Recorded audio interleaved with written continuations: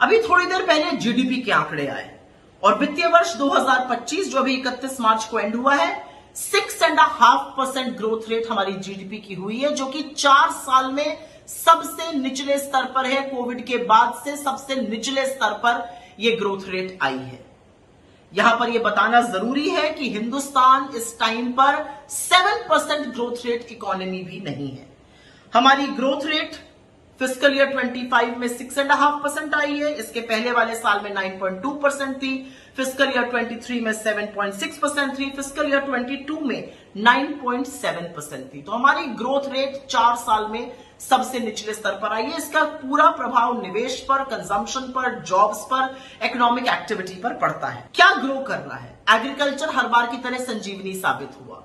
पूरे साल में एग्रीकल्चर की ग्रोथ रेट करीब 4.6% रही, जो पिछले साल उसके मुकाबले 2.7% ही थी। लास्ट तिमाही में एग्रीकल्चर की ग्रोथ रेट 5.4% थी, जो कि पिछले साल के लास्ट क्वार्टर में मात्र 0.9% थी। तो दिक्कत कहां है? दिक्कत है मैन्युफैक्चरिंग में। इतना पीआर स्टंट, इतनी सारी स्कीम, इतने सारे स्लोगन, और उसके बाद भी हमारी फैक्ट्रीज में उत्पादन नहीं हो रहा है। फिस्कल ईयर 25 में मैन्युफैक्चरिंग की ग्रोथ गिरकर 4.5% पे आ गई, जो कि उसके पिछले साल के मुकाबले 12.3% थी। लास्ट क्वार्टर में मैन्युफैक्चरिंग की ग्रोथ रेट गिरकर 4.8% हो गई, जो कि 24 के लास्ट क्वार्टर में 11.3% थी। लगातार मैन्युफैक्चरिंग गिर रही है, हमारी फैक्ट्रीज में उत्पादन नहीं हो रहा, और इसीलिए इतने सारे लोग बेरोजगार आपको दिखते हैं। आपको एक बात बताई जाएगी कि Q4 में तो हमने क्या स्टनिंग ग्रोथ करी है, 7.4%। इस बात को सुनिएगा और फिर अब आगे की बात समझिएगा। Q4 में 7.4% ग्रोथ रेट थी, Q3 में 6.4 थी, Q2 में 5.4 थी और Q1 में 6.7 थी। तो फर्स्ट हाफ में एवरेज ग्रोथ रेट 6% थी, सेकेंड हाफ में एवरेज ग्रोथ रेट 6.9% है। पहले यह बात समझ लीजिए। अब आगे की बात करते हैं।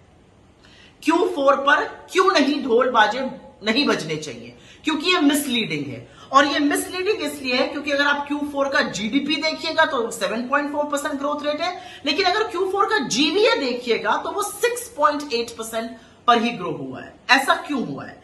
ऐसा इसलिए हुआ है क्योंकि सब्सिडी फोर्थ क्वार्टर में 45% डाउन है और गवर्नमेंट स्पेंडिंग चौगुनी हुई है। तो इकोनॉमिक ग्रोथ नहीं हुई है, सब्सिडी डाउन हुई है, गवर्नमेंट ग्रोथ चौगुनी हुई है, और इसलिए आपको Q4 का जीडीपी बढ़ा हुआ दिख रहा है। कुछ और आंकड़े समझ लीजिए। जो Q4 का नेट इनडायरेक्ट टैक्स ग्रोथ था वो 12.7% हुआ है, जबकि Q1, Q2 और Q3 का average net indirect tax growth मात्र 4% पर है। तो वहां से चौगुने से भी ज्यादा बढ़ोतरी हुई है। ये फिगर इसलिए भी मिसलीडिंग है, जैसा कि मैंने कहा, फर्स्ट हाफ में गवर्नमेंट स्पेंडिंग 4% थी, सेकेंड हाफ में गवर्नमेंट स्पेंडिंग लगभग 17% हो गई, और इसलिए ये बढ़ रहा है। तो H1 की जीडीपी ग्रोथ और H2 की जीडीपी ग्रोथ में वेरिएशन इसलिए नहीं है क्योंकि एकदम से इकोनॉमिक एक्टिविटी हो रही। वेरिएशन इसलिए है क्योंकि गवर्नमेंट स्पेंडिंग सेकेंड हाफ में ज्यादा हो रही है, सब्सिडीज फ्रंट लोड कर दी गई, सब्सिडीज पहले दे दी गई, गवर्नमेंट स्पेंडिंग बाद में की गई। लेकिन असलियत यह है कि इकोनॉमी अगर इतनी अच्छी ग्रो कर रही है तो उसका प्रभाव जमीन पर क्यों नहीं दिख रहा है? और वो इसलिए नहीं दिख रहा है क्योंकि रियल इकोनॉमिक ग्रोथ हो ही नहीं रही है। यह आंकड़ों की करामात है Q4 में। अदरवाइज इंडिया इज अ सब 7% ग्रोथ इकोनॉमी। और यहां पर एक बात और कह दूं, विकसित भारत की जो बात की जा रही है, अगर विकसित भारत हमें बनना है तो हमें अगले 22 सालों में लगातार 8.2% की जीडीपी ग्रोथ रेट चाहिए हर साल दर साल। और अगर वो नहीं हो सकता है तो 2047 तक हम विकसित भारत नहीं बनेंगे।